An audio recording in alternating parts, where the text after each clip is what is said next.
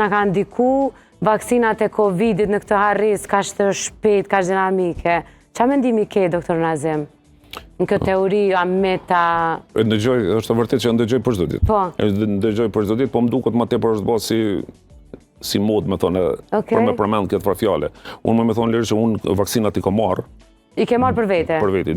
Gjithë njerëz që i njoh, shok, kolegë, gjithë i kanë marë. Familja ime i ka marë vaksinat. Asnjëri s'kem probleme me harresën.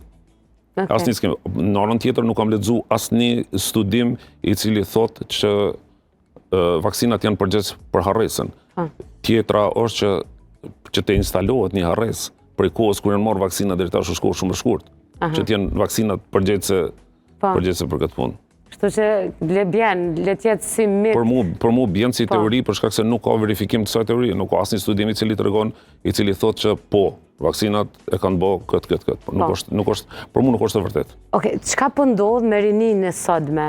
Se janë secili në çdo tavolinë shumë po harroj, harrova me thirr, harrova me marr, harrova me dërgu. Çka po ndodh? Normale. Normale, truri ka kapacitetin e vetë, sa mundet me menu, sa mundet me mbajt mend. Tash nëse kemi mbi ngarkesë, është normale që harrojmë. Është normale. Me një ditë që gjitha ditë nuk janë të njëjta në punën që e bëj, kam ngarkesa shumë më të mëdha. Në ato ditë kur kam ngarkesa harroj edhe unë. Po nuk po harroj kur kam një ditë pak më të qetë, kur kam kohë me mendu, nuk harroj asnjë gjë. Do të thotë populli ka pas një fjalë, mu di prej paraardhësve të kur e thonin që njeriu sheh me mend.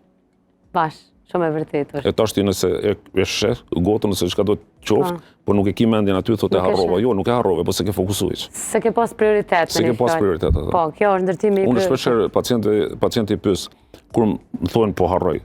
I tham, apo harron edhe gjona me rëndësi, apo po harron vetëm gjona të vogla kështu. Jo, thotë, s'harroj. A i harron terminet? Jo. Harron diçka kur ki me rëndësi, thotë jo. Okej, atëherë s'ki problem.